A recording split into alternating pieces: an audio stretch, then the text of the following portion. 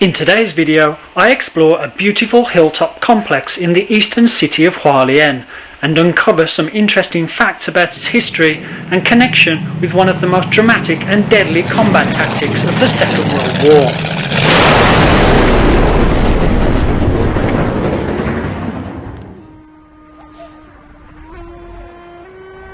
The Pine Garden building, which you can see behind me, was built toward the end of the Second World War and initially served as a command post for the Japanese Navy. The location was selected because of its excellent views over the ocean and the surrounding area, which made it relatively easy to identify ships and aircraft approaching Hualien, then known as Karenko, while the surrounding trees provided ample camouflage. And although unconfirmed, there have long been rumours that Japanese kamikaze pilots would spend time here at the Pine Garden in the final days before their fateful missions. Kamikaze tactics, where Japanese pilots would employ planes often specially made as flying bombs and deliberately crash them into enemy ships, were first used in the October 1944 Battle of Leyte Gulf in the Philippines, which remains to this date the largest naval battle in history. The tactic is said to have been the brainchild of Captain Motoharu Okamura, a commander of the 341st Air Home Group. He is said to have been the first Japanese officer to express the will to lead a group of volunteer suicide pilots. "Provide me with 300 planes and I will turn the tide of the war," he is quoted as telling his superiors. Toward the end of the war, kamikaze attacks were responsible for the sinking of dozens of Allied warships and approximately 7,000 troop casualties, but ultimately Okamura failed to deliver on his promise.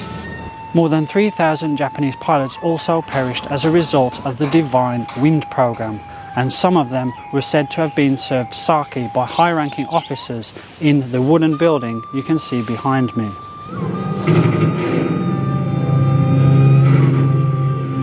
And although not verified, this would make perfect sense, as Taiwan would have been the closest part of the established Japanese Empire to the Philippines at the time, and had long been used as a staging point for Japanese troops, both during and before the Second World War. It's also worth noting that some of the modified planes used in kamikaze attacks were actually manufactured at the Gangshan plant in Kaohsiung, while some members of the kamikaze squads were in fact from Taiwan. These members came from the New Highland Special Attack Force, which had 4 bases around the island, namely at Tainan, Taichung, Hsinchu and Yilan. A total of 44 members were recruited to the attack force, with many of them flying missions and dying in battle at both Iwo Jima and Okinawa. However, it's believed that most of the pilots were in fact Japanese living in Taiwan and not Taiwanese.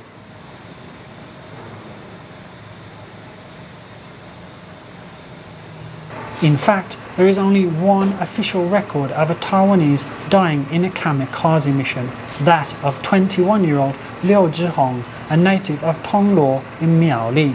A member of the 74th Fighter Group, he was killed in action in December 1944 when his plane was shot down by US forces in the Philippines.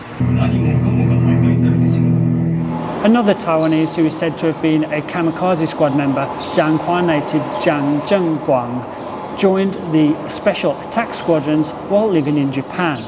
Unlike Liu, however, Jiang survived the war and lived out his days in Yilan County, dying in 2013 at the age of 83.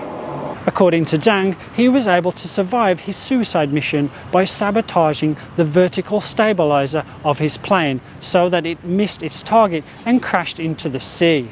And although it's believed that Jiang was telling the truth, it was never possible to independently verify his story.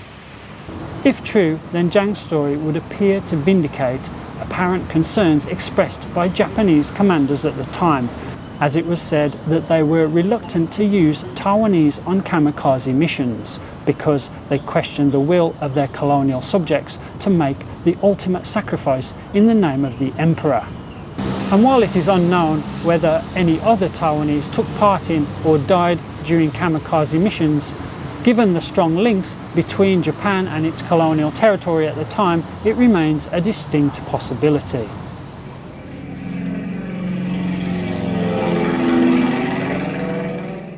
The villa is not the only historically significant site around here, as just a few hundred meters away is the former location of the Karenko prisoner of war camp.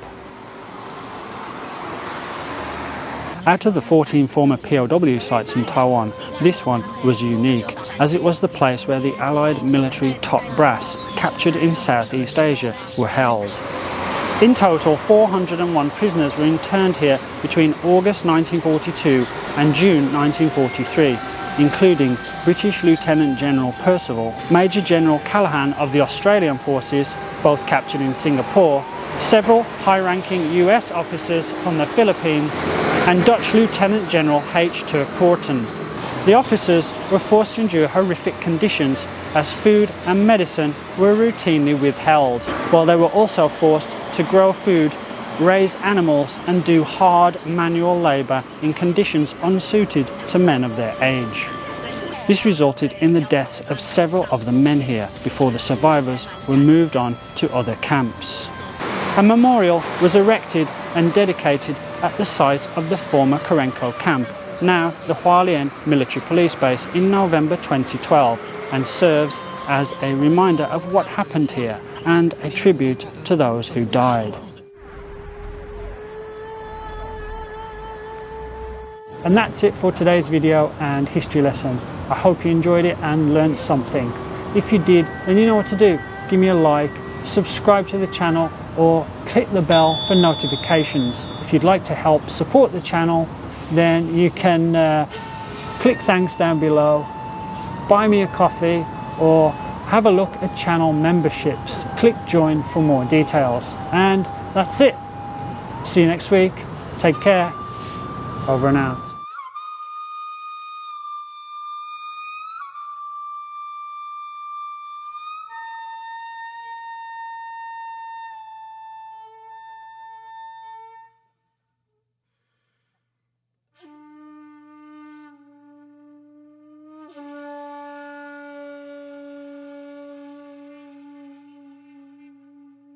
The villa is not the only historically significant site around here, as just a few hundred meters away is the former location.